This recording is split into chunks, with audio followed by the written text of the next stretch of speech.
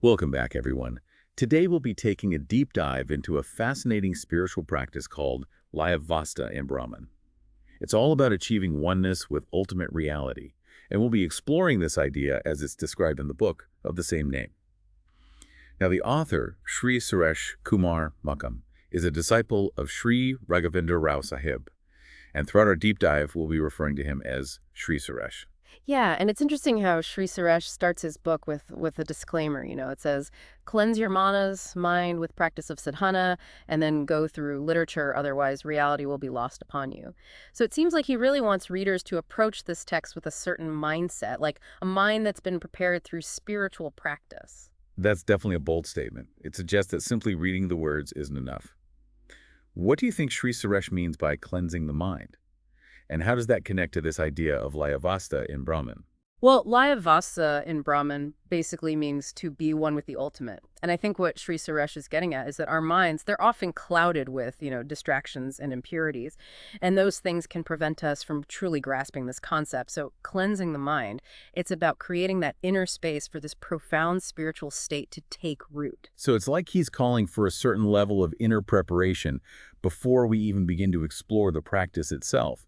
It speaks to the depth and seriousness of this path. Now, Sri Suresh connects this concept to the teachings of Shri Ram Chandra, also known as Shri Babuji Maharaj. Right.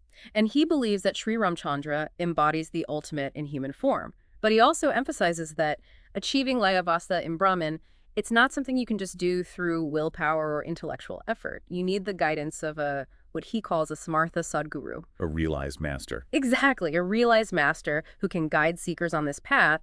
And he sees Sri Ramchandra as the ultimate example of such a master. He even quotes a verse from the Bhagavata to illustrate this point. Oh, really? It goes, Rahuganai tattapasa nayati na vidya nirvasanga krihalva nachandasa naiva jaladi surehi vina mahatpada rajobashikam.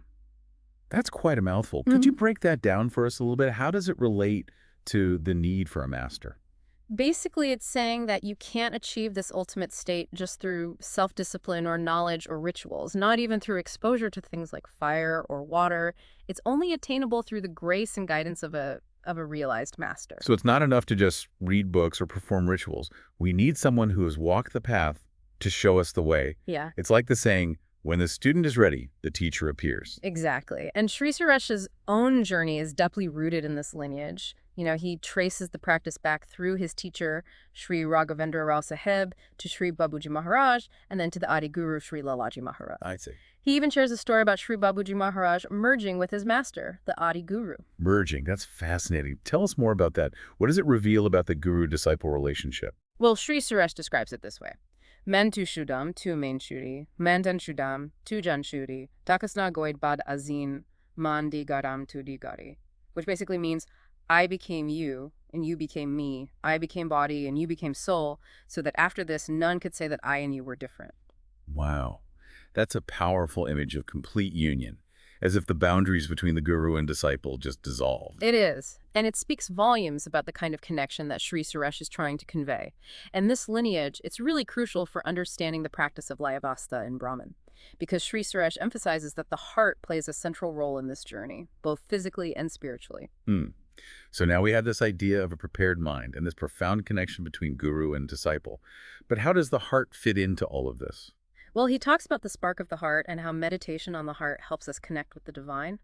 He ties this back to Sri Ram Chandra's teachings, who used practices like transmission, also known as pranahuti or pransya pranaha, which he describes as divine impulses coming from a trained heart. So we're moving beyond the realm of the intellect now and entering a more intuitive space, a heart-centered space.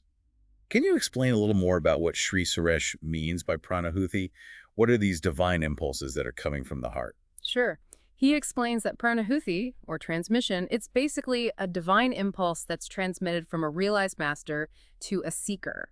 And it's said to accelerate the seeker's spiritual progress. So like a subtle energy transfer, something that guides and supports the seeker on their journey. Exactly. It really highlights the interconnectedness between the guru and disciple. And to achieve this state of receptivity and connection, Sri Suresh outlines specific practices that seekers can engage in. Okay, this is where it gets really interesting. I'm eager to learn more about how we can cultivate this receptivity within our own hearts. What are some of the key practices that Sri Suresh highlights? Well, there are four main ones he emphasizes: meditation, cleaning, bedtime prayer, and constant remembrance.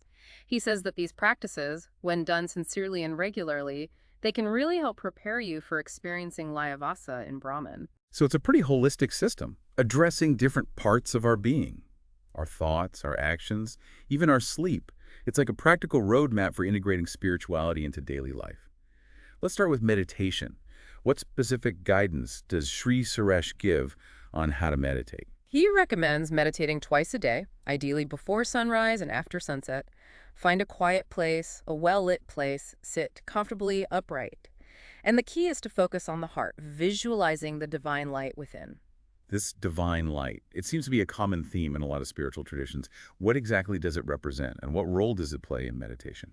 Sri Suresh describes it as this radiant, life-giving energy that comes from the source of creation. But it's not a physical light. It's more like a spiritual light that illuminates our inner being. Yeah. And by focusing on the heart and visualizing this divine light, we can connect with our true nature and experience a sense of peace and expansiveness. It's almost like we're tuning into a higher frequency, awakening some dormant energy within us. Now, along with meditation, Sri Suresh also talks about this practice of cleaning. What is he referring to here? Is it just about getting rid of negative thoughts? Or is there more to it? It's a bit more than just positive thinking. He describes cleaning as a mental process where you're removing, all sorts of grossness, solidities, impressions, wasteful thoughts, complexities, dirt and disease and darkness. And he actually suggests visualizing these impurities leaving your body like smoke or vapor. Oh, wow. So it's like a mental detox. We're actively releasing negativity from our system. That visualization must be quite powerful. It can be, because by clearing away these mental and emotional blockages, it allows the divine light to flow more freely. And that, in turn, prepares the mind for deeper experiences of oneness. It's like creating a fertile ground within for spiritual growth. So we've got meditation, cleaning, and then Sri Suresh talks about bedtime prayer. Why is this practice so important? He believes the time before sleep is really potent for spiritual practice.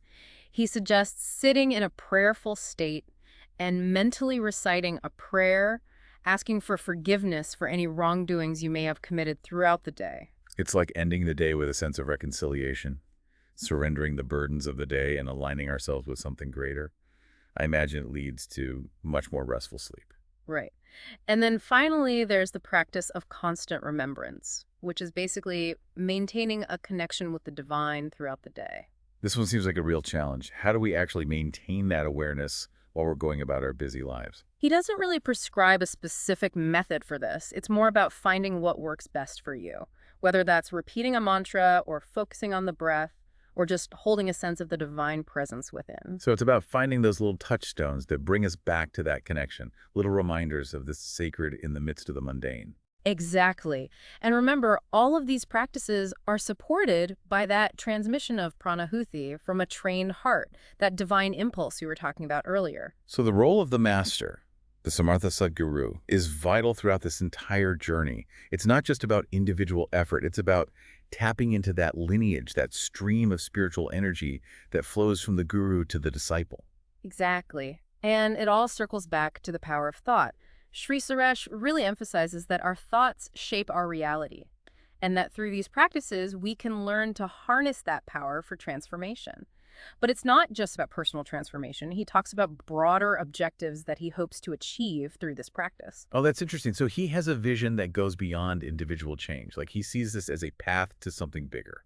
What are these broader objectives? Well, he outlines three main ones: removing oppression, spreading Brahma Vidya, and helping sincere seekers achieve God realization. Okay, let's unpack those a little bit. Starting with removing oppression. What kind of oppression is he talking about here? He talks about how, systems of eligibility and classification create all these artificial barriers, denying many people access to spiritual knowledge and practices. And he sees that as a fundamental injustice. He believes that everyone, regardless of their background, should have the opportunity to experience the power of spiritual practice. So it's about breaking down those societal barriers and making spiritual knowledge accessible to all who seek it. Exactly. And that ties into his second objective: spreading Brahma Vidya.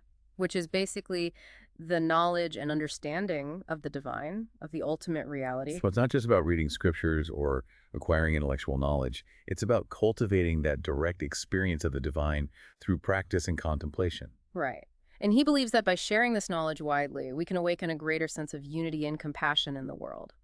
And finally, there's the objective of helping sincere seekers achieve God realization, which is essentially the culmination of this practice of Layavastha in Brahman. So it's about actually experiencing that state of oneness, of merging with the ultimate reality. What a powerful vision. It is, and he's very clear that it's not some exclusive goal. It's something that anyone can achieve if they're willing to put in the effort and seek guidance from a Samartha Sadguru. So it's a journey that requires both personal dedication and the support of a lineage of masters. It's nice to be reminded that we don't have to do this alone. But as inspiring as these objectives are, they also raise an important question for me. Oh, what's that? Well, he talks about removing oppression and spreading Brahma Vidya. But how does this practice actually translate into action in the real world? How do we take these principles and apply them to create a more just and compassionate world? That's a really important question. And I think Sri Suresh would say that it starts with each of us individually. As we do this work, as we cleanse our minds, cultivate receptivity in our hearts, and connect with the divine through these practices, it naturally makes us more compassionate, more understanding, and more just in how we interact with the world. So it's about embodying these principles, letting that inner transformation radiate outward. Yeah, exactly. When you experience that unity of Layavastha in Brahman, you start to see how interconnected we all are. You become more sensitive to the suffering of others and more motivated to actually do something about it. It's like a ripple effect where our own practice creates positive change. Exactly. And this goes back to Sri Suresh's background. Remember, he was a financial consultant before he dedicated himself fully to this path. Right. And he emphasizes ethical conduct, both professionally and personally. Honesty, fairness, integrity. He believes these are really essential for a just society. So it's not about renouncing the world or living in seclusion. It's about integrating these spiritual principles into every aspect of our lives, whether it's at work or at home or in our community. Absolutely. He even shares a story about his father. His father was known for his philanthropy and his financial discipline. And during a time of famine, his father actually burned all the promissory notes he held. He basically forgave everyone's debts. Wow. That's a powerful example of compassion. It shows that these aren't just theoretical concepts. They can actually be lived out in the real world. It's about aligning our actions with our spiritual understanding, finding that harmony between our inner and outer worlds. And that brings us back to that disclaimer we talked about earlier, the one at the beginning of the book. Cleanse your manas, mind, with practice of sadhana, and then go through literature. Otherwise, reality will be lost upon you. It's a reminder that we can't truly grasp these teachings unless we're willing to do the work. It's like trying to explain the taste of chocolate to someone who's never had it. They might understand the concept, but they'll never really get it until they take a bite. Exactly. Sri Suresh is inviting us to go beyond the intellect, to actually experience it for ourselves. He's offering a path to awaken our hearts and connect with the divine. So for our listeners who've been with us on this journey today, what would you say is the key takeaway from our deep dive into Layavastha in Brahman? Well, I think the main message is that this path to spiritual awakening, it's available to all of us. It's not about dogma or rigid beliefs. It's about cultivating a genuine connection with our hearts, aligning our thoughts and actions with that connection, and recognizing that we're all interconnected. It's about recognizing that spark of the divine within us and nurturing it through these practices. Meditation, cleaning, prayer, constant remembrance. And it's about finding a teacher, a Samartha Sadguru who can guide us. Right, and as Sri Suresh emphasizes, the heart is central to all of this. It's the seat of our intuition, our compassion, our connection to the divine. So as we wrap up, think about this. What practices resonate with you? What can you do to cultivate more purity and receptivity in your own heart? Maybe it's exploring one of the practices we talked about. Or maybe it's just taking a few moments to connect with your breath, to appreciate the beauty around you, to offer a kind word to someone. It's really up to you. Well, this has been a wonderful deep dive into the heart of Layavastha in Brahman, a beautiful reminder that the journey to oneness is a journey inward, a journey of self-discovery and awakening. And it's a journey that takes effort, but it's also a journey that's full of joy and love, and a deep sense of connection to something greater than ourselves. Thank you for joining us today. May this exploration inspire you to find your own unique path and to help create a more just, compassionate world. Until next time, keep diving deep.